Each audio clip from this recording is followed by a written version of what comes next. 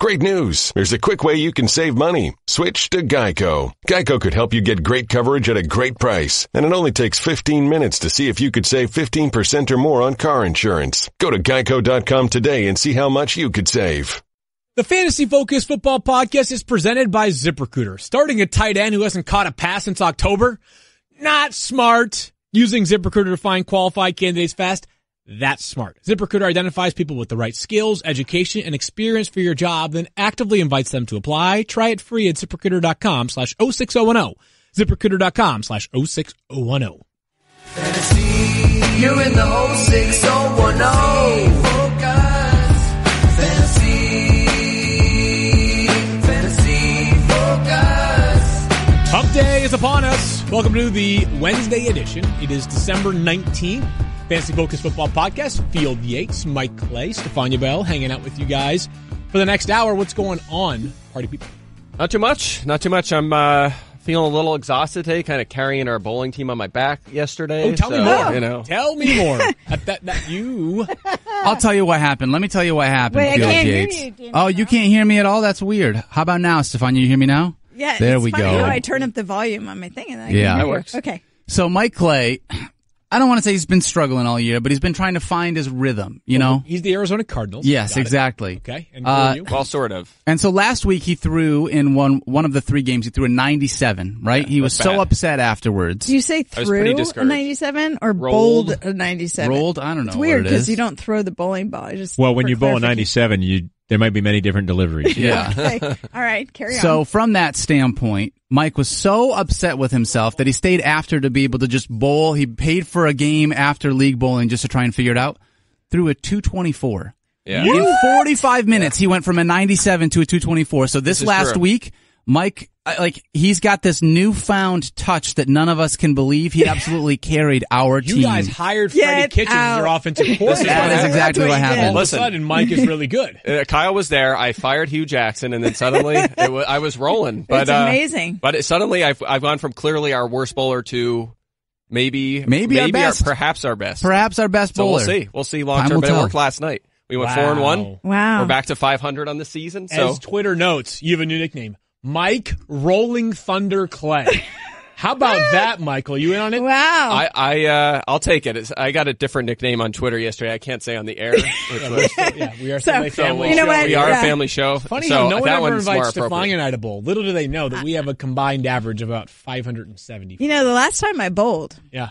I bowled, I think in the first frame it was like 2 or 3 strikes and a turkey. Oh, Well, yeah? that's tough because a frame is just one thing. So Okay. in the well, first, whatever the in language first is. game, a frame, yeah. a frame is just the one. Yeah. What is the whole, a game? In a first game, yeah, you The had game. you had a turkey. Well, Turkey's I was good. That's wearing my tough. bowling glove and No. strap. Stop it. You've got a glove? No. Brought You do my not wear bag in a gloves. case. You All do right, not wear gloves. Fantasy Focus bowling tournament too. Wait, we're playing this like decathlon or We whatever have in the to have a offseason, right? combine Bowling that Really wear a involves- glove bowling? No, I'm That's joking. like me, because I'm that guy. You know, me going to the gym and being like, all right, guys, I put the gloves on the bench, and then like hitting like 135 for 8 reps. Yeah. People are like, dude, like you cannot wear gloves if you're only benching 135. Nothing wrong with that. Fantasy news From the National Football League. This is the instant replay. By the way, that reminds me, Field, I ran into our good friend Jack Collinsworth this morning at the CAF, and he said, you know Field Yates, right? I said, yeah, I do the podcast with him, and he's like, you know, I've seen him at the hotel. He's always in the gym. He's getting ripped over there. You know something? What's up? I said you're getting married next year. Maybe it was connected. Well, every you know? morning starts the same for me. I mean, every morning you got to work Yeah. out. Well, first you make your bed. Yes. Am I wrong? Not wrong. That's not wrong. No, and you are then correct. you work out. Yep. And then you I come don't to know. work with a smile on your face. I And said you you scream really loud, and I did say that. You didn't say that? Okay. Well, it would have been true if he had said that. All right. A lot of news to get to. You know, this is the time of the year when teams are saying, like, listen, a guy does not have a season-ending injury, but the season is almost over, that you might as well put him on IR to prevent further injury and also get somebody else up to the active roster. So we start in Green Bay, where Aaron Jones, Stefania, heads to IR. Yeah. Hashtag business decisions. That's what this is. We should really call this. To me, it starts around week 14. You really start to see it. And here's a case where Aaron Jones, as many who had him on their championship teams are well aware, including our friend Mina Kimes, who swung by today to say one of the reasons she lost in her top league was because Aaron Jones was injured. And he said it felt a lot like the injury he suffered last year that cost him a couple games, which was an MCL sprain. So, you're looking at a couple weeks. The season's over for Green Bay after week 17. Smart move on their part. And Jamal Williams steps into a prominent role here. Mike, how high did he climb in your rankings for this week? Quite a bit. I have him at 18. I wouldn't have any issue putting him a little higher, even in the top 15, if you liked him there. I mean, just look what he did last week. Aaron Jones goes down early. He steps into a feature back role. He was the only tailback they had. Now they add Capri Bibbs, but he shouldn't be a major threat for touches there. But had 16 touches in that game, caught 4 passes. Had 97 yards and a touchdown, and that was against the Bears defense. So you actually look back to last season. We talked about this yesterday. Weeks 11 to 17, he was on the field for 79% of the snaps or more in all of those games, and he was number 8 in fantasy points at running back. So I've seen some pushback on this because people say, well, out of the gate this season, Aaron Jones was suspended. He wasn't a very good fantasy running back, but they were using Ty Montgomery a lot at that point too. He should have clear-cut feature back duty. So especially if Aaron Rodgers plays, I think it's hard not to rank him as an RB2. Yeah, and to be clear, we'll talk about more of Aaron Rodgers news. If we get any sense that Aaron Rodgers might actually sit, there is some suggestions from those that follow the team or cover the team or root for the team that maybe it does make sense to shut Aaron Rodgers down. Speaking of getting shut down, Kerryon Johnson for the Lions, who hasn't practiced in about a month, hasn't played in 3 straight games, Stefania, now goes to IR. Right. Sprained left knee is pretty much all the information we got from Detroit. This is one of those where I feel like they knew that he was going to miss multiple weeks. You know how you have guys where you're like, if they can get back, it's more of a day-to-day, and you're going to see them in practice if they can. Oh, he can't quite make it this week, but maybe next week. Whereas it just has felt like Kerryon Johnson, like we weren't going to see him again. Nowhere near the practice facility. Well, I can't say he was in the facility, but nowhere near the practice field. So you never saw him out there doing anything. And now it's a month later. And it really comes as no surprise, and most fantasy players had moved on from him. So, Mike, in Detroit, or in Green Bay, it's obvious which running back you want to play with Aaron Jones on IR. In Detroit, the answer might be none of them. Yeah, none of them. Yeah, and we saw a little change. So if you were thinking, all right, right back to LeGarrette Blount and Theo Riddick, not so much. We saw a little change. That Zachary Zenner guy, remember old Zach Zenner? He had some fantasy relevance at times. Years ago, he was back on top of the depth chart for Detroit this past week, played 26 snaps, actually ran more routes than Theo Riddick in this game. So he was involved as a pass catcher. He had 10 carries. That was highest on the team. You saw Theo Riddick at 8 carries, 3 targets, and LeGarrette Blount only played 10 snaps. So Blount you could drop. You're definitely not starting him. Riddick and PPR is still a flex option. And Zenner, again, if you're in really rough shape at running back, he is a flex option, maybe a deep league RB2, but you're right. If you can find a way to avoid this situation, you should do that. Interesting. You even have Zach Zenner that high as a deeper league RB2. I'm a little bit more cautious there. This offense, and I have this stat from Kyle, weeks 1 through 8. If you look at the yards per play, weeks 1 through 8 compared to 9 through 15, which is not exactly an even split, but it's pretty close to it. The team that has seen the greatest percentage change over that time, not surprisingly, the Browns, who have been much better.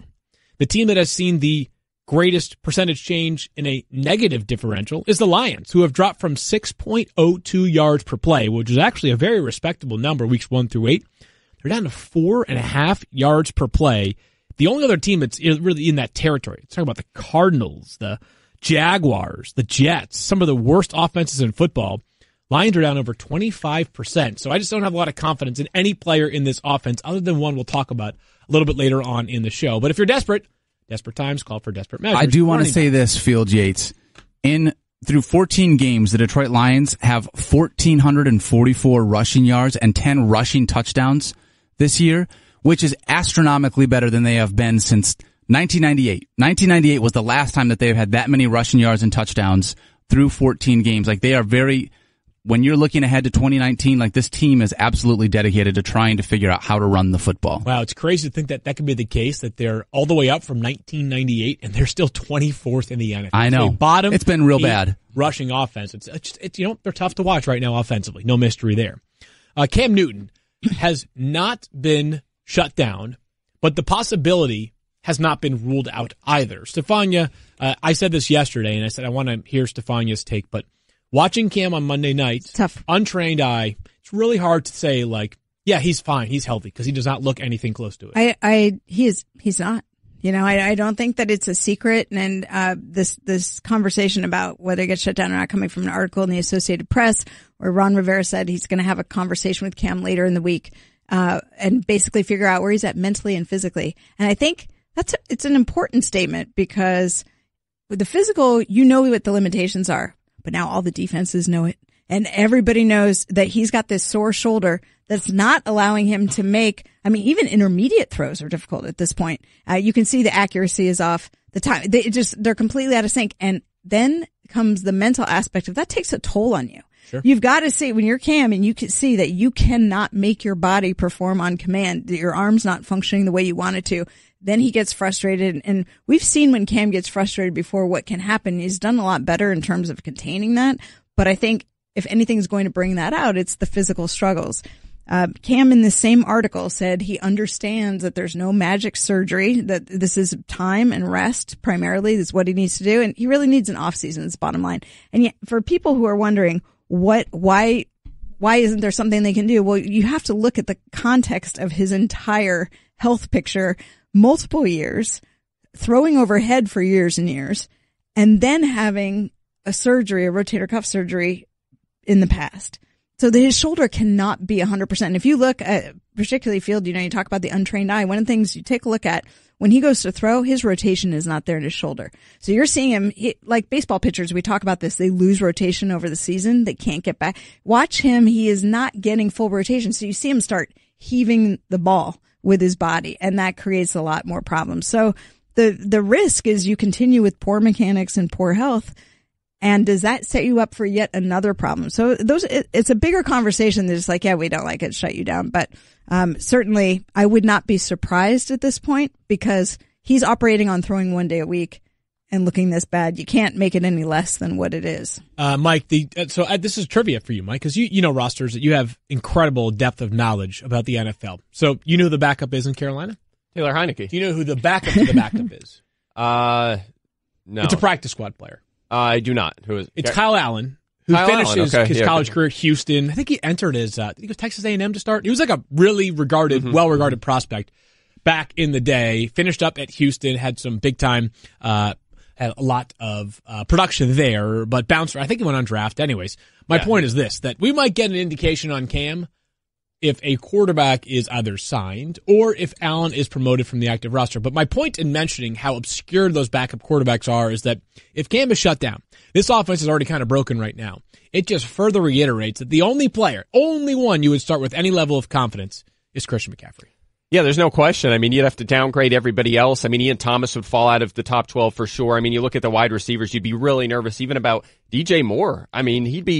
He'd be borderline. Maybe in 12-teamers, he's still a flex option, but you're still risking that he gets 3 targets. You just don't know what the new quarterback's going to do in terms of distribution. So I'm with you. That would be a real tough call. Honestly, if I had Christian McCaffrey, which I do in a couple teams, I'd be a little nervous just about, you're just kind of hoping that they're not stacking the box, that he can run the ball effectively and that they throw to him too. Cause it's all about throwing. Some quarterbacks just will target the perimeter. They just or go to the tight end. It's not in that narrative that, like young quarterbacks just go to the tight end or rookie quarterback. That's false. That's not true. There's nothing empirical behind that. There's nothing behind that at all. But again, a quarterback to quarterback, the distribution definitely changes drastically. If I'm being honest, I downgraded when I was doing the rankings. Their receivers were already down for me because Cam can't get the ball to DJ Moore. Sure, so it kind of, no matter who's there, I think their pass catchers go way down, and you're just hoping for Christian McCaffrey. Yeah, and the good news for McCaffrey is that if you watch that game closely on Monday night when they faced the number one rush defense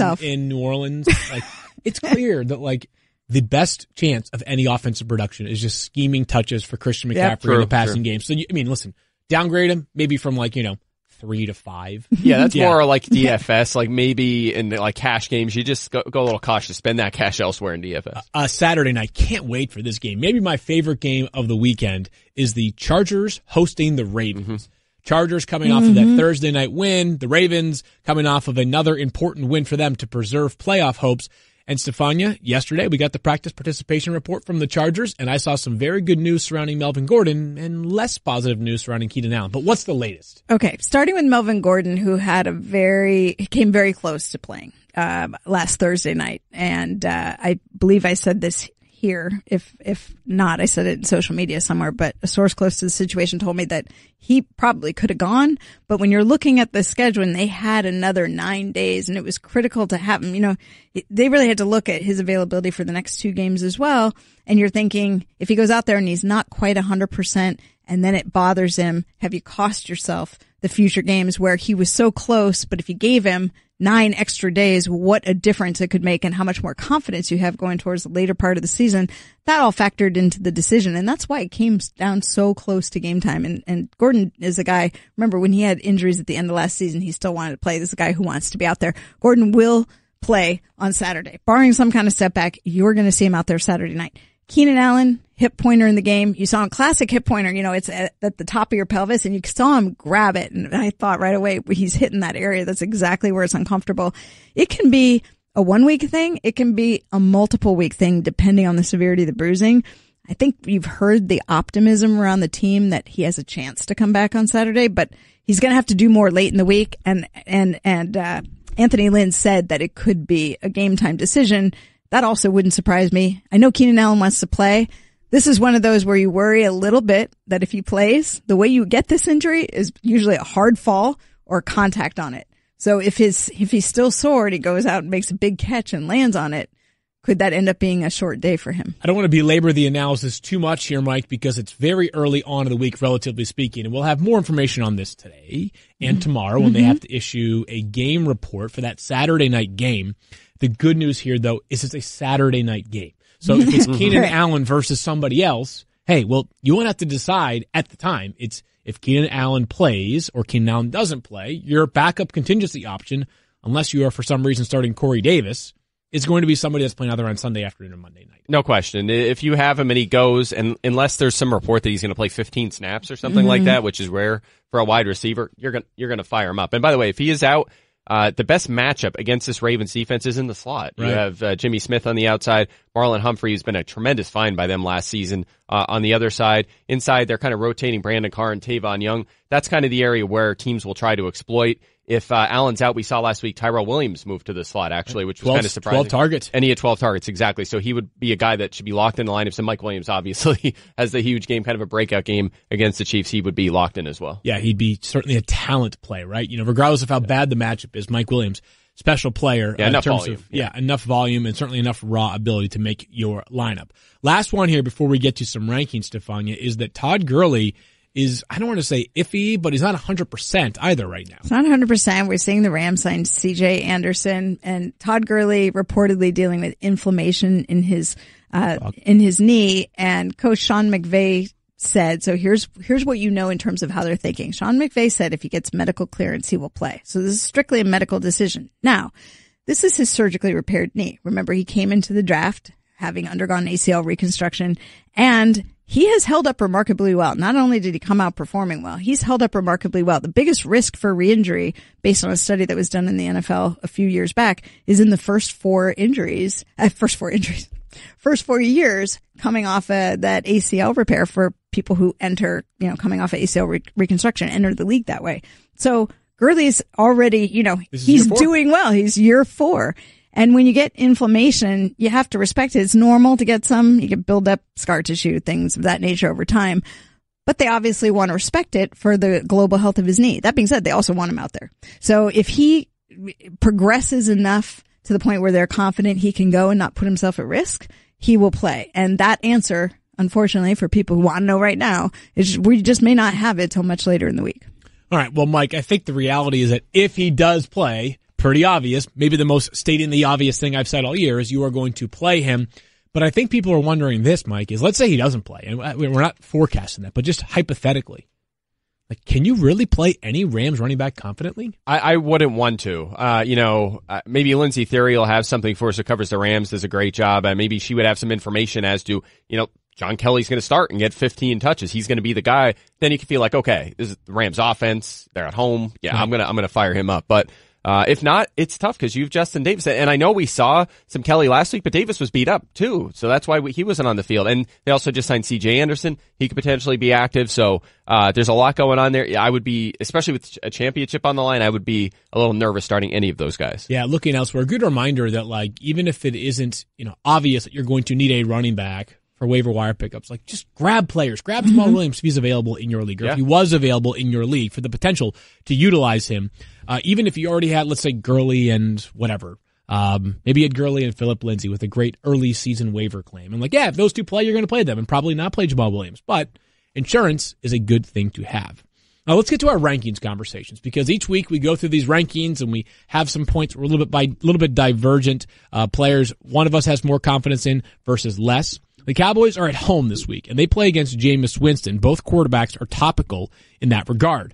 Jameis Winston on the road in Dallas. I have him 11th. Mike, you have him at 14th. Stefania, you have him at 16th. Let's begin with why, Stefania, you might be not confident, but the least confident out of all of us. Well, I've made my negative case on Jameis Winston before. I just think he's prone to make mistakes. I do think he can put up the big yardage, certainly. It was nice to see that Mike Evans was rediscovered, because I think that's a strong outlet for him.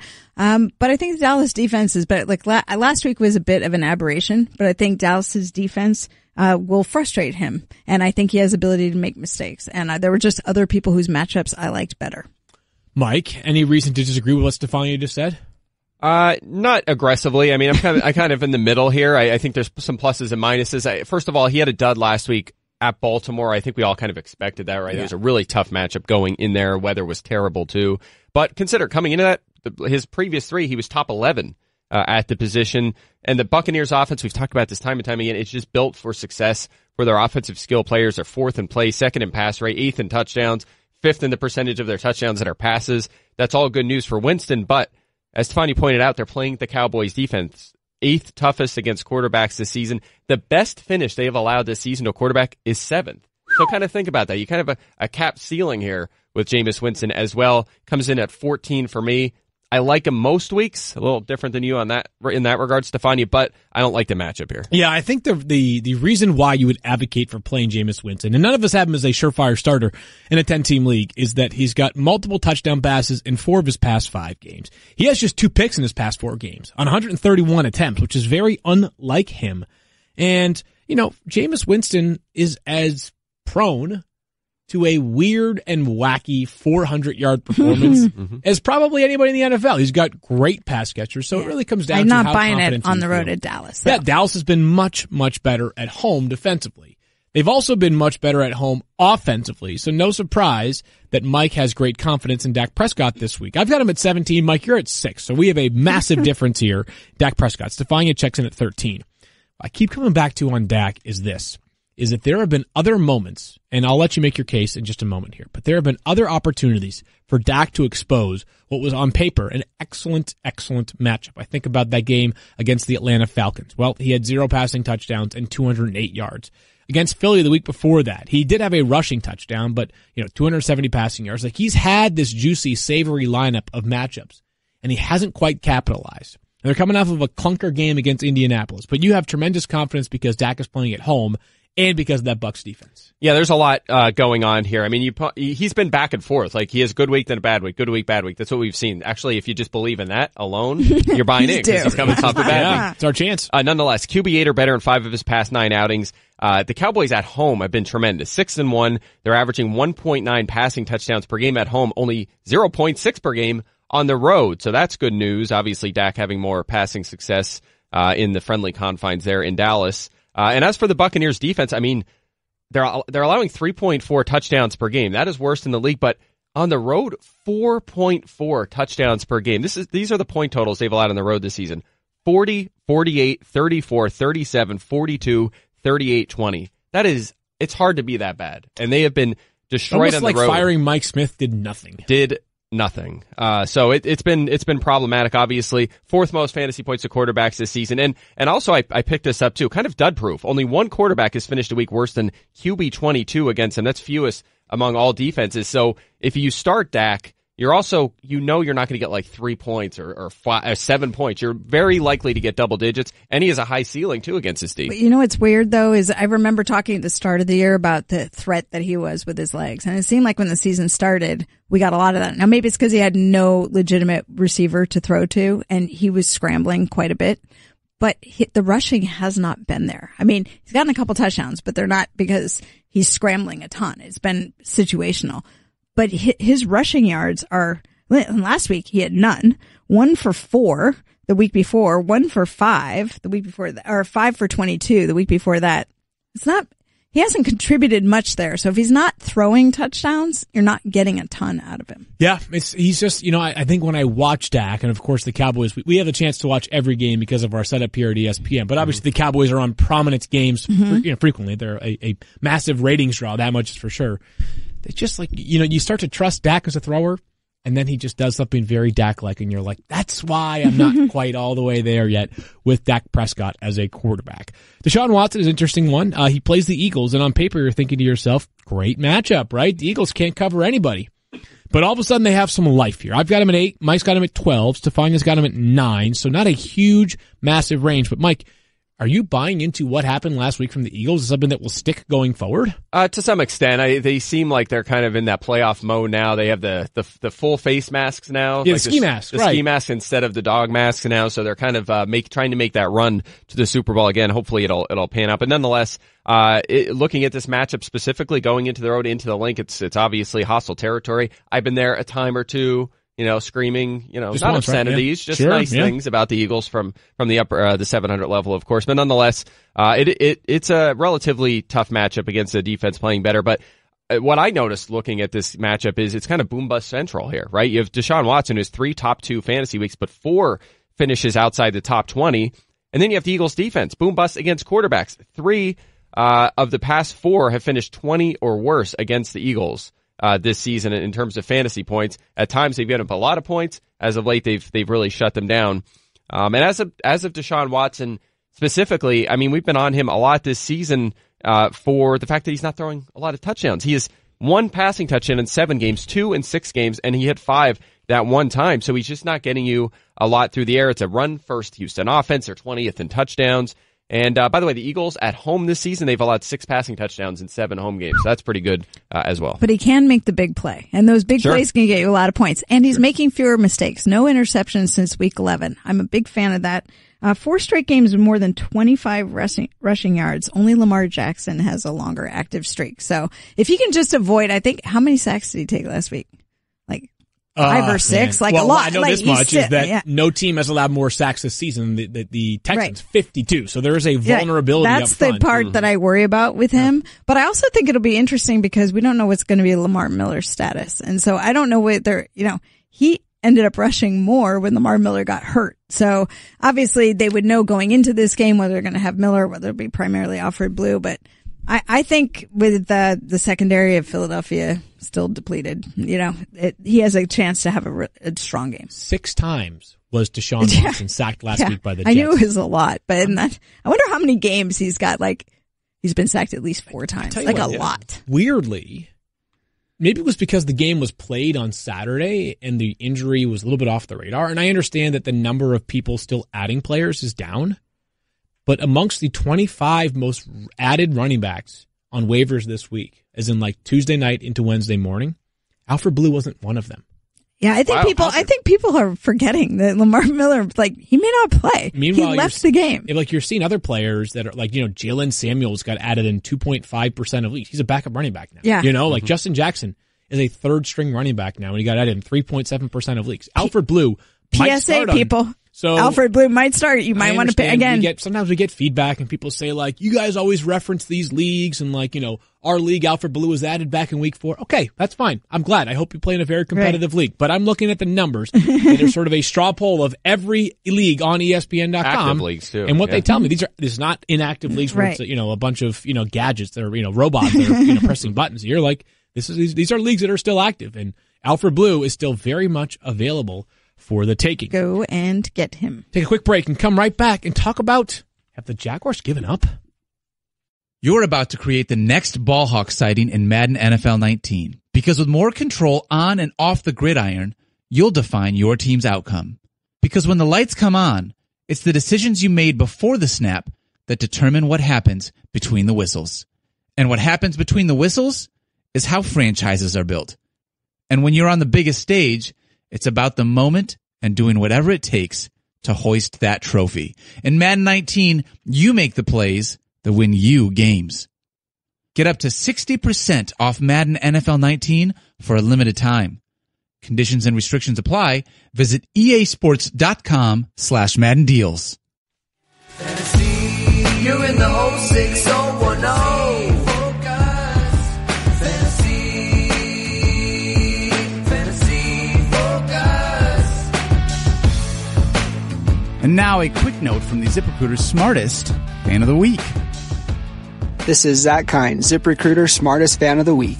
After living in Vegas for a few years and trying to get you to come out and do a live podcast there, ZipRecruiter helped me find a new job in my home state of Utah.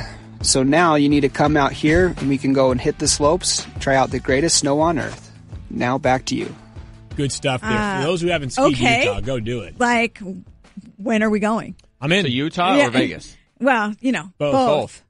A tour. A big van. Utah. And I'm married into a Vail family. You can't go wrong. Beautiful out there. National parks are gorgeous. Cannot go wrong with the great state of Utah.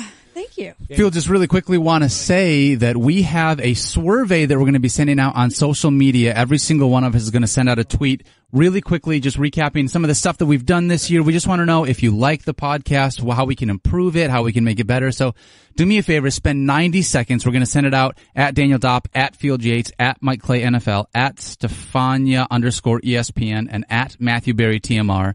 Just find one of ours, do the survey. It means the world to us. It really will help to make the show better. And when you said swerve to begin, that wasn't a survey. No, survey is what it's called. Online survey. Yes. By this company. So it would mean a lot. Please, Listen, I'll quickly just say this. Like this podcast is something we love. In some ways, it can be a labor of love, right? I mean, this is our 105th show this year. Today is 105 out of 110 during the regular season. Like, we have been here for a long time, and we really appreciate the feedback, because the only reason why this show goes 110 times a year during the season is because people listen to it and seem to do it authentically and genuinely. And we would joke about downloading and not listening, but your support and feedback means a ton to us. Running back ranks. It gets kind of confusing here with Leonard Fournette. Leonard Fournette's an awesome player. Really talented. Really, really talented. But this Jaguars team's a disaster right now. I've got him at 12. Mike's got him at 13. And Stefania's got him at 18. Stefania, he's also now, like, dealing with feels like too strong of a classification. But there's, like, in some part of the Leonard Fournette ecosphere, there's a foot issue. Is it an issue? Is it a excuse? What's going on here? It's a good question, and I think it probably could be both. Doug Marrone said this week that Fournette is dealing with a foot injury. We know he's had the foot issues in the past. We know that he's missed time before because of it. And then you had them saying after the game that it was a game plan, but Leonard Fournette said it as well, that it was a game plan for him to not get all the work. They wanted to get Dave Williams in there. So you're like, well, which is it? Is it an injury situation, or is it that they wanted to see someone else? When you get the feeling that all is not right in the state of the Jaguars, I feel like all is not right. Where are you going with this, Stefania? Because I have an idea. Yeah. And it feels like, one says he's hurt. We've seen this before when there's some kind of inner strife, and the player may actually legitimately have an injury, but then there's like the injury becomes a bigger deal than what the injury maybe really is. So it was enough. Let's put it this way. The bottom line is, for fantasy purposes, I'm now nervous. If I'm going to championship week, what can I count on? Is he really hurt? We're going to get a practice report after today, so we'll see if he comes out as limited. But is he really hurt? Are they frustrated with him because he's dealing with this injury or whatever it is, and they're not going to play him as much? Either way, I have a hard time counting on him. I mean, how confident would you guys be putting him in your lineup going into a championship week as your RB1? Well, we start here. We have him at 12 and 13, which is, when he's full go, you're thinking to yourself, like, set it and forget it with Leonard Fournette. Mike, this is what makes it difficult, though, to do these rankings in fantasy at this time of the year. Everything Stefania said is well taken. We could also get to Sunday, and they could run him 27 times for 175 yards and a touchdown. And it could be because there's tension in the, and they're like, get out there. Or we can see what we saw last week, which was carries for other running backs and Leonard Fournette being ineffective. So it's the matchup, I would say, is fine. Like, it's Miami. It's not something that scares you. It's not someone that you're just gonna walk right over. This is tough. This is a tough one. Yep. Yeah, Dolphins defense too that just got smoked in Minnesota by Dalvin Cook and Latavius Murray, ran all over them. So no question. And listen, in the offseason we talked about Fournette's suspect efficiency as a rookie, 3.88 yards per carry, underwhelming after contact. It was a bit of a red flag. And then this season, it's been worse, 3.44 yards per carry, still similar, but poor after contact. The efficiency has not been there. Yes, he faces a lot of stack boxes, but he has not improved in that area. And, you talked about it. The snaps were not high enough last week, only 26, but I will say this. Still had 64 scrimmage yards. The volume is really what's king in fantasy football. You get 64 scrimmage yards, maybe find your way into the end zone, catch 3 or 4 footballs. That's a pretty darn good fantasy day, enough to at least give you running back 2 numbers. So, and by the way, before all this recent drama, before the suspension, he had ripped off 3 straight top 7 fantasy weeks. So he was delivering. He was awesome. At one point. But that's when but look at where it was. It was the start of the season. Everything's sunshine and roses. Everything's going to be a good season. Until he gets hurt, then there's a problem, and he misses extensive time, and it feels like it just sort of dissolved. This team needs something. I don't know exactly what that something is, but they need something. They need a reality check is what they probably need to begin with. Eli McGuire for the Jets, another popular waiver ad, faces the Green Bay Packers, who through weeks 1 through 7, they were top 10 in terms of run defense to opposing running backs. Since then, they're a bottom 10 run defense.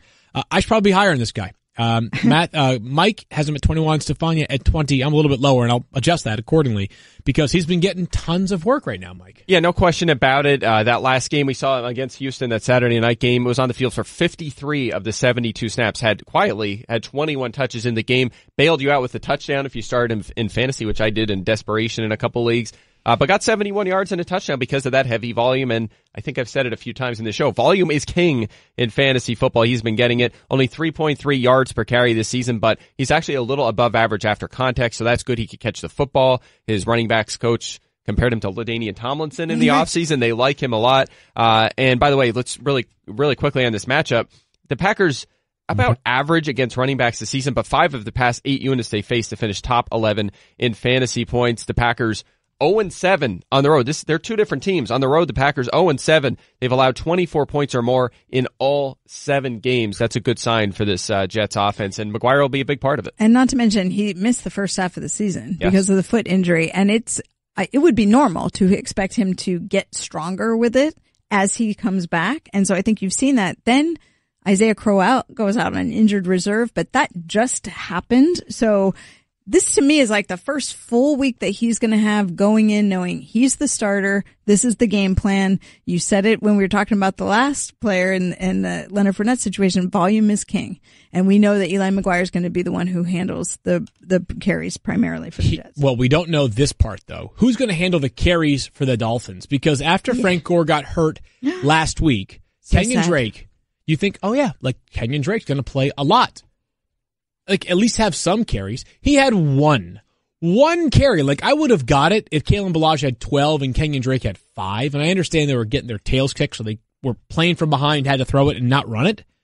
But one carry, there is an aversion to handing the football off to Kenyon Drake. I've got him down my ranks, 36. Mike, you have him at 29. Stefania, you have him at 24. Meanwhile, the highest Ballage ranks for any of us is 31. There's sort of the unknown quantity there, right? Mike, I know you had a chance to communicate with Cameron Wolf, who covers the Dolphins for us here at ESPN. What did you learn from that conversation? Yeah, his first observation was that he has a shoulder and ankle injury. It does Kenyon Drake. So that's factor 1, I suppose. Factor 2 is what we kind of all know. Adam Gase does not trust Kenyon Drake to be that feature back. We've seen it time and time again. He just hasn't had his role expanded this season, despite late last season when Damian Williams got hurt. He was tremendous in that role. So it's kind of bizarre, but he said he doesn't trust him in that role. He thinks he'll continue to play a similar role to the one he has all season and thinks it'll be kind of 50-50 in snaps with Ballage filling in for Gore, getting the snaps, and Drake still being the passing down specialist there. I'm okay with it being 50-50 snaps because that's basically what it's been. But last week it was so skewed. And Adam Gase said afterward that it wasn't anything to do with his injuries, which is why he didn't touch the ball. Like, I understand Cam's point because Kenyon Drake's been dealing with a shoulder injury that actually got aggravated a couple of weeks ago. And I think in that game we saw him come in and out. But last week with that one carry for 6 yards, that was an aberration, at least before 6 carries, 7 carries, 8 carries to go with the passing touches that he got. At least that felt like a more balanced role, even though Frank Gore was continuing to, split the work with him. So I don't understand last week. I guess I ranked him higher because I feel like it's got to come up from that. It's not going to be that same situation. I just, I have a hard time figuring out the usage for the Miami Dolphins with Kenyon Drake. It doesn't make that much sense to me. The Fantasy Focus Football Podcast is presented by ZipRecruiter. And you know what's not smart? Handing the football off to Kenyon Drake one time when you lose Frank Gore in the game earlier because of an ankle or a foot injury, whatever it was. But I'm off the rails. But you know what is smart? Or what else isn't smart? Job sites that overwhelm you with tons of the wrong resumes. Unlike other job sites, ZipRecruiter doesn't wait for candidates to find you. ZipRecruiter finds them for you. That's smart.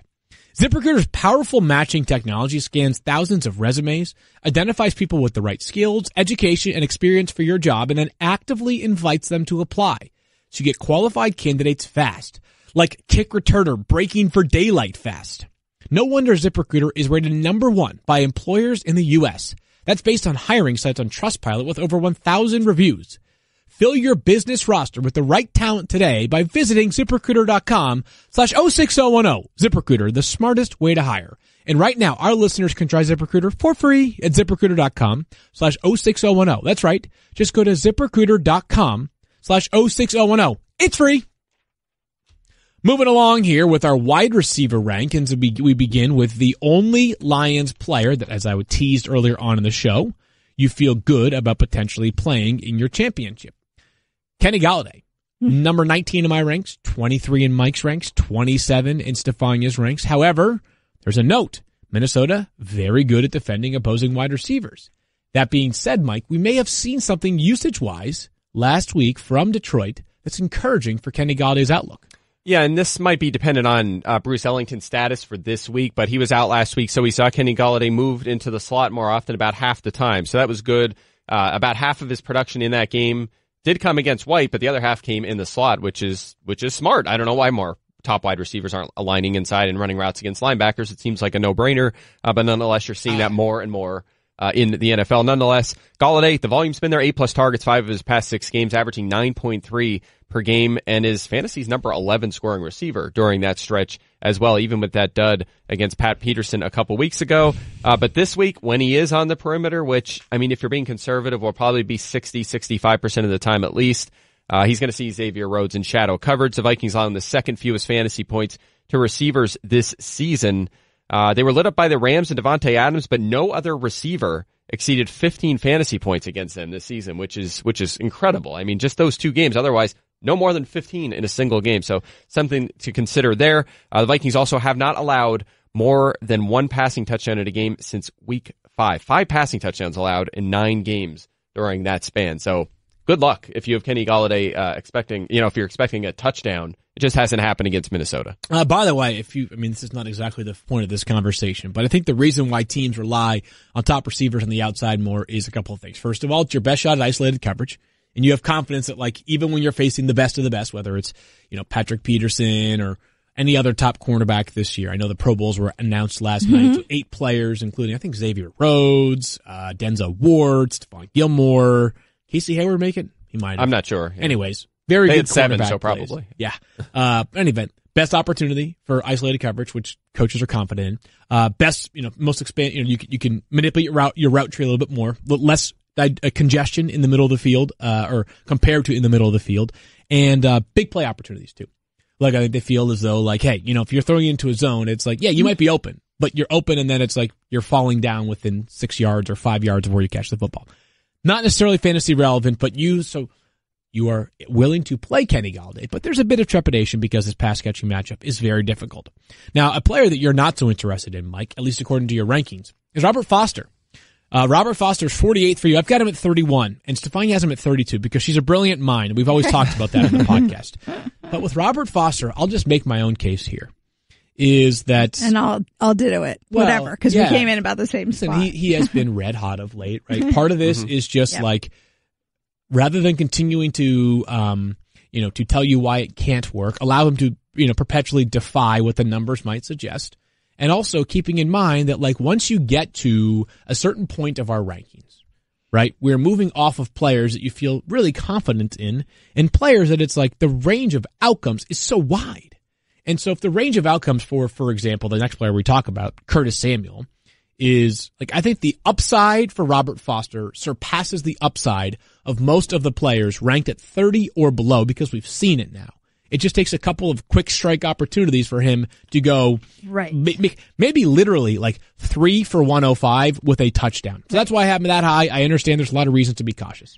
Yeah, definitely. I think the way I look at him, it's almost, as you were talking, I'm thinking through, it's kind of like a poor man's Tyler Lockett, right? Because and with a worse quarterback too. Maybe that's why he's a poor man's Tyler Lockett. You say worse quarterback, but he's been red hot too. The guy completing half his passes. I'm sorry, I'm not really buying into the Josh Allen experience as a passer. Anyway, but nonetheless, yeah, I mean, he's been hot as of late. There are plenty of reasons to think he's going to crash to earth, and with championships on the line, do you want a guy in there who could catch 2 for 10, 2 for 20 maybe? I mean, that's a concern. I mean, he's cleared 5 targets in a game once in his career. He's been over 4 targets only twice in his career. It's a run-heavy offense. It's a low-scoring offense, and that gets most of the yardage from Josh Allen's legs, by the way. And one more thing really quick, and I'm sure you could touch on this as well with your knowledge of the Patriots, but J.C. Jackson looks like a find for the Patriots. He shadowed Juju Smith-Schuster in that game last week. Smith-Schuster, 10 targets, 4 catches, 40 yards, and no touchdowns. I mean, he did a great job, and he's likely going to be on Foster most of this game. I would think so, too. What J.C. Jackson does well is he's long and fast, vertical type. We talk about receivers being vertical. Right. Vertical type cornerback, if that makes sense. Maybe Zay Jones for the second straight week will draw shadow coverage. He actually got shadow covered this past week, did Zay Jones? Yes, he did. And that's part of Darius Slay, right? Yeah, and that's and then of course Foster had a great matchup againt Mike Ford that they exploited. So by the way, Jackson undrafted, but that was off field related. He could have been an early round pick for sure. Sure, had a sort of a weird path through college. Started at Florida, finished at Maryland. But anyway, Robert Foster also, part of the logic is, like, not everybody is going into the finals with a decided advantage or even, the likelihood of winning. It could be more of like, hey, I don't deserve to be here. Like, I snuck by over a better team this past week because they started, OBJ, or they had OBJ and they started Keenan Allen and they had Adam Thielen in there and I just got lucky. So this might be one of those plays where it's like, I need the home runs. Right. The whole swing for the fences thing, couple more here. And, these are the players that I have a harder time sort of sizing up is Curtis Samuel. Like, he's at 27 for Mike, 45 for me, 35 for Stefania. And I think part of what you have to bake in is what we talked about with Cam earlier. Is like, if we're uncertain about Cam, then it's hard to be certain about somebody else in this offense. That's really, I'll keep it very simple there for me. I am accounting for the possibility that even if Cam is out there, he is still broken's too strong of a word, but a lesser than normal Cam. And if he's not out there, bye-bye.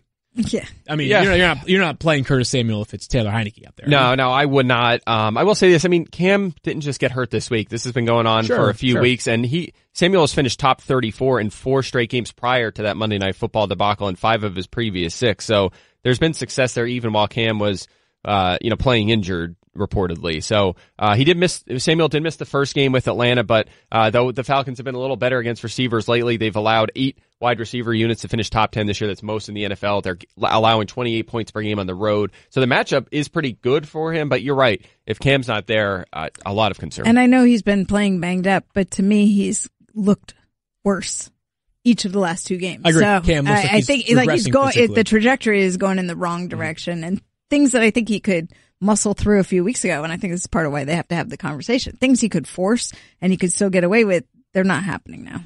This is the largest discrepancy we've ever had in a ranking in our conversations. I have Corey Davis at 23, Mike Evans has him at 28, Stefania has him at 24. Yeah. But here's the rub.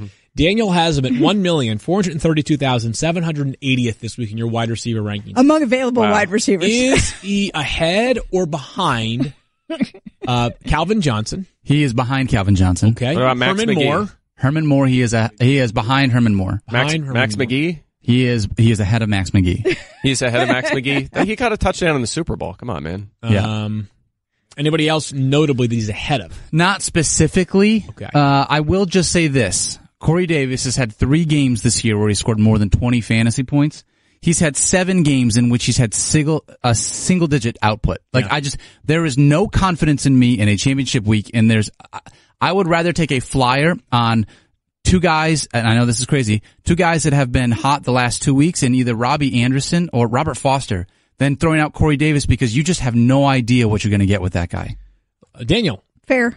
Listen, I think one thing I always appreciate about your perspective, Daniel, and not that you don't have a lot of the insight, the analysis that we use on the podcast, is you do a great job of speaking, I think, from, I don't want to say just like speaking the fan voice, but people that are not spending hours toiling over data and projections and matchups, but just like seeing what's happening week to week and then reacting to them as such. Right? Like, no, but you know what I mean? Like, heart. Yeah. Speaking from the heart. The notes say But heart. no, I appreciate that, right? Like, that is like you are asking the question that I think a lot of people are asking. So I understand it. I think, again, I go back to the target share for Corey Davis, that being said, and like, not a terrible matchup, I don't think, this week. No, I would say it is. He's going to draw the Josh Norman shadow. You think he'll draw? Okay. Yeah, Norman's been shadowing quite a bit. Now, Davis has been actually a little better as of late. Wide receiver 26 or better, 4 of his past 7. But as we've talked about almost every week, whenever he is a very tough shadow situation, he has struggled this season. And the Titans offense, he's just not in a situation for big upside, to be honest. I mean, they have 0 passing touchdowns their past 2 games. The Redskins allowed 0 passing touchdowns last week. It was Cody Kessler, but nonetheless. And Tennessee has not exceeded 2 passing touchdowns in a single game this season. By the way, you mentioned his target share. It's trending the wrong way. 8.4 per game from weeks 1 to 10. 4.8 per game the past 5. Because Derrick Henry's too busy scoring touchdowns to throw the football. That's exactly it. They're leaning on the run right now. It's just not a good situation for Davis. They sure are. If you haven't seen it, there was a great segment last night, or either last night or it was voiced by SVP. I just assume it ran on his show, that laid out all of the different playoff scenarios that could take place. There's something like 16,000 different scenarios in the AFC still available. Are you serious? And part of it was the focus was on the Titans. And I think the Titans actually are in a pretty favorable spot if they win their final 2 games. Yes, whereas other teams could be shut out with 2 straight wins. Right. But there are 8 teams that are still alive for a top 2 seed in the AFC. Not even like a playoff spot, like a top 2 seed. Yeah, the game of the week in week 17 probably going to be Titans Colts. And that's that probably going to be a playing game. Although last year the NFL ditched the flex. Remember that? Last year the NFL said no 8:30 game. That would be a fun game if the Colts and the Titans probably were a playoff game, essentially. Yeah. Potentially a playoff game in week 17. Time for one of our favorite segments of the week. He's a brainiac, he's my crazy. Beep, beep. No, one day, I know, somehow. It's just more fun that way, It's like it's like analog, it's organic, It's a reminder of our humble beginnings. Right? Exactly. Authentic would actually be the authentic sound. But if it's if you want to feel home cooked. Sure, you listen to your MP3s on your Zune, Stefania, all right? I'll just listen to my vinyl records. No big deal. All right, we go now to Tom Brady, Mr. Pro Bowl for the 14th time, actually. Tom Brady now tied with, I think, Peyton and a couple others for the most ever. Yeah. Is he going to go? I just find it interesting that he has not, I guess, real football. So there wasn't a great, but it has not been his best season. Andrew Luck probably had a compelling case to be in there as well. You could make the case for Andrew Luck, but Brady, remember, it's a statistically driven award. Tom Brady's got more passing yards, I believe fewer interceptions than Andrew Luck. I have no problem with it. I have no problem with Andrew. I would have had no problem with Andrew Luck being in there, but I don't get too fired up about Pro Bowl selection. Yeah, no. Darius Leonard didn't make it. I honestly have not looked at the list yet. Yeah. I'm not on top of it. So when you said it, I was like, I'm just thinking of Brady's season relative to Brady expectations. I'm like, well, as Mike has pointed out, that really with Brady, it's not so much that he's fallen off, it's that the rest of the league has risen. Right. Although that might, by the end of the year, it might be that things are kind of close to where they are because things, offense has slowed down so much. Tom Brady, hosting the Buffalo Bills. The Patriots are. You have at 16.4 points, Mike, which would be right around where he's been in 5 of his past 7 games, he's under 16 points. So maybe this is a rosy outlook for you. No, I wouldn't say that. QB 18 is where he falls. I would not say that by any means. Had the QB 1 overall finish in week 14. Otherwise, QB 14 or worse every other week since week 7. So he has been killing you. If you have been starting him in fantasy, he's managed a top 10 week in 29% of his starts. That ranks 22nd. In fact, Marcus Mariota, believe it or not, has more top 10 fantasy weeks than Tom Brady this season. The Bills, by the way, a very tough matchup. Fewest fantasy points to quarterbacks. The last time they allowed a top 15 fantasy quarterback week was week 7, and they've only allowed 2 top 10s this season. So it hasn't been great in fantasy. Matchup is brutal. I'm excited about the future of the Bills. I'm really impressed with the operation they have going on right now. Draft, develop, and they made a couple of curious free agent decisions, I think, this past offseason. A lot of money for Star Latulele, for example, but this team's doing something. Like, I think they're doing it the right way. Reason to be excited going into next year. I like Sean McDermott. I'm a fan of Brandon Beane as well. I was going to say, I'm infamously hard on them the past 2 years, but I'm with you. I'm still suspect of the quarterback, but they're getting there. The quarterback and I love McDermott. And everything changes. They're going the right direction, I think. Give him a chance, Mike Clay. I love McDermott. He's young. Don't be a Yater. Philip Lindsay became the first ever offensive player to go undrafted and then be named a Pro Bowler as a rookie. Mike, you've got him at 17 points against the Raiders on Monday night. Just because of that history he made, that should be at 27 points. No question. Why don't you just change the projections? All right, done. Hop in there, change them up. Sure. He'll be RB1 they're this week. playing Oakland, Mike. Sure. All right. Well, first of all, Oakland's kind of neutral against running backs. Actually, I didn't take any notes on the Oakland defense because there's not much there in terms of the matchup. You don't want to move the needle too much for that. Philip Lindsay, RB 15 or worse 3 of his past 4. So he's actually trending the wrong way. He finished 35th last week. That was actually his worst since week 3. So he has shown a pretty high floor. Yards per carry. Hey, you guys gave me a hard time a few weeks ago for saying it was going to start to fall pretty drastically. It has. Big time the past couple of weeks. He's made up for it a little bit. He has 13 targets over his past 2 games. That's huge. Yeah. If he keeps that passing down work, that is very big for his long-term value. 6th worst yards after contact among 42 backs with 100-plus carries this season. 2nd worst among 23 with 150 carries. Still very worried about Lindsay's long-term outlook, especially the way he's trended the past couple of weeks. He needs a lot of help to get running lanes. But again, if he gets the carries, he gets the volume, he gets the targets, he'll be okay in fantasy. He's been an unbelievable story. Yeah. But congratulations to him on the Pro Bowl nod, and we'll see if he lives up to Mike's projections on Monday night. Derrick Henry, he has just 15.7 points in your latest projection, Mike. I mean, people probably be sitting there saying, come on now. Did you mean 15.7 touchdowns or fantasy points? Yeah, that's in the first quarter, right? Right, obviously. Exactly. That's a high projection. It's RB 13, so I do like him. Obviously, tremendous production as of late on the ground. 400 rushing yards his past 2 games, 6 touchdowns, but only 1 catch during the span. You have to consider that when you're evaluating him in PPR. 11 touchdowns over his past 8 games, but again, only 9 catches during that span. The key really last week was a change in usage. 47 snaps played, Deion Lewis at 22. He's clearly taking control as the lead back. That is huge. But they're playing Washington. Only 2 running back units have posted top 10 fantasy weeks against him this season. That is 2nd best. So it is the toughest matchup he's had. Well, you know what? I shouldn't say that because Jacksonville, aside of that game, has been tremendous against running back. So I can't even say that. Washington has allowed a league high 168.8 rushing yards per game over the past 4 weeks. Okay. Only 2 top 10 fantasy weeks though on the season. I'm just saying. How crazy is it though that we went from all season long, do not start Derrick Henry, to he had 1 big game and it's all right, maybe he's a flex play. And then 1 more game and he's obviously start Derrick Henry. There was no time to even have a conversation. You're win or go home, right? So now, and you see that they've sort of flip-flopped the utilization. You think this is going to be a heavy run game to me? Totally. It just happens so fast. Long season. Think about all the things we talked about in the first month that are no longer, right? That we planted our flag on. Totally. And Henry was a backup most of the year. I mean, when he's playing 20 snaps and Lewis is playing 45, what are you going to do? You can't start that. Part of it is what the Titans have come around too, right? They probably concede they are part of the reasons why, he is probably a part of the reason why they've been better offensively, and they've contributed that by actually giving him that chance. They put Derrick Henry in their fantasy teams, what they did. Yeah. I mean, who would have thought that we're talking about, as Kyle notes, Jamal Williams struggled out of the gate this year. Now we're saying you got to play him, right? That's just the reality of fantasy football in the NFL as a whole. Volume. Going into the season, listen, there was some positivity, plenty of positivity started Adam Thielen, but there was no way he could be any better than he was last year, right? I mean, other wide receivers surely had to be ahead of him. He wasn't a first-round pick. Definitely could not be a first-round pick. Second-round pick, nah, you're crazy. Third-round pick, like maybe the back end of the third round. Adam Thielen, Pro Bowl bound again, over 100 catches. He has been an absolute monster, drafted behind the likes of Jordan Howard, Gronk, Shady McCoy, Larry Fitzgerald. Talk about a guy who has completely outperformed his ADP. He has been unbelievable this year. Adam Thielen against the Lions. His projection this week, Mike, 15.1 points.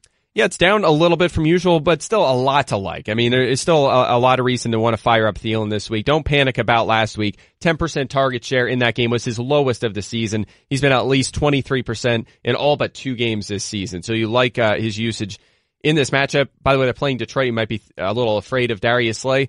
Don't be. Darius Slay has never shadowed a full-time or a guy that primarily lines up in the slot as Adam Thielen does. Even if he's on the outside a little bit more, he's not going to have to worry about too much Darius Slay. Stephon Diggs will. Adam Thielen will see a lot of Nevin Lawson. By the way, Adam Thielen had been a top 27 fantasy receiver every week prior to Sunday. Again, even if you're like, as we did, we bumped him down a few spots. Your championship's on the line. He's been tremendous for so long. He should be locked into lineups. All right, a couple more here, Mike. Alshon Jeffrey was unbelievable last week for the Philadelphia Eagles, catching everything that Nick Foles threw his way. Literally, 8 catches on 8 targets for 160 yards. Looked inspired. Looked great. Yeah, $160 through the air. His previous high this season was 105, so don't expect that massive total every single week. But nonetheless, the usage has been better. 8+ targets each of his past 2 games. From weeks 8 to 13, he was averaging 5.2 per game, so you'll like that point in the right direction. He has 4 touchdowns in 5 games with Nick Foles playing the full game last season, including the playoffs. That's good. And the Texans, as we mentioned, kind of boom bust against receivers. 3 straight top 7 weeks allowed, but have held 7 receiver units 20th or worse. So, again, you don't need to be too afraid of the matchup. They've been exposed at times. All right, good stuff there. And finally, Gronk will bring it on home here. He's playing his hometown team, playing it at his home stadium, of course, in New England. You've got him at 11.6 points. Yeah, believe it or not, he is 0 for 7 catching end zone targets this season. Crazy. The only person worse with more end zone targets without a touchdown, Ryan Griffin at 0 for 8. So it's just, you would never think that with Gronk. Nope. Just crazy. But here's the good news. He's playing 99% of the snaps. Yep. Right now, he's a full-time player. That's good. And he is tight end 6 during his 11 active weeks this season, averaging almost 10 yards per target. The Bills, good against tight ends, 4th fewest fantasy points allowed. The last top 15 they allowed was actually back in week 7, but Gronk was targeted 8 times in that week 8 meeting. Only 43 yards, didn't score, but I mean, he's trending the right way. He seems healthier than he's been. He's playing every down. That's good. So there's reasons to fire him up with your season on the line. At this point of the year, you've either made the decision on Gronk or you haven't, right? And the thing is, there's so few tight ends. Like, if you've got him, you don't have a better option. You either stuck with Gronk and you've been on the wave, or you cut bait and you traded them a while back, and you either traded them really early and you got a player like Eric Ebron that you've been able to utilize a lot, or you have probably found yourself no better off. Just think about what you just said. I know. That you got a player, Eric Ebron for Gronkowski, and you were better off. How about that? Although Eric Ebron did have just 1 catch last week. I know, but still. Yeah, trust me. Of the it's tight been tough to watch Gronk. Terrible. Maybe he finds a little bit of magic, a little bit of lightning in the bottle this Sunday and pays off in a major way. If you are still playing in the championship with Gronk, he still cracks our top 5 for tight end rankings. Great stuff, as always, from Mike there. And Mike and Stefania, of course, are back on Thursday, at which point we're going to be previewing. Actually, no, we won't be previewing anything. No. I'll tell you what we're going to do. I'll tell you what we're going to do. We're going to do any updates that we have from practice reports for major injuries you need to know. Yes. We're going to do a little bit of wide receiver cornerback matchup from the great Mike Who's Clay. Doing that? I might have Ken Dobby come in to do that segment.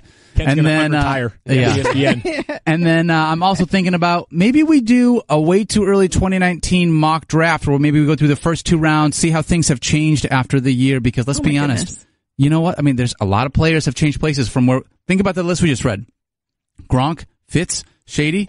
And those guys aren't going to be in the top 2 rounds anymore. Drafts are going to be crazy next year. The world is your oyster, Daniel. We are following your lead. So I want in the Patrick meantime, Mahomes. Check out Mina Kimes' podcast. It's going to be Matthews actually appearing on it. I think it's going to fold right into our iTunes feed. So if you subscribe, You'll see it right there. Matthew committing adultery in broad daylight. In the meantime, she is Stefania B87 on Instagram and Stefania_ESPN on Twitter. It's the end of the year. I know some of you are saying, like, you know something, Field? I'm actually unfollowing you because I don't want to hear from you for the next 7 months. My championship is over. Follow us. We got a lot of great talent, a lot of great content. Well, talent's debatable, at least on my part. He's Mike Clay NFL on Twitter and Instagram. And by Tons the of way, content coming through.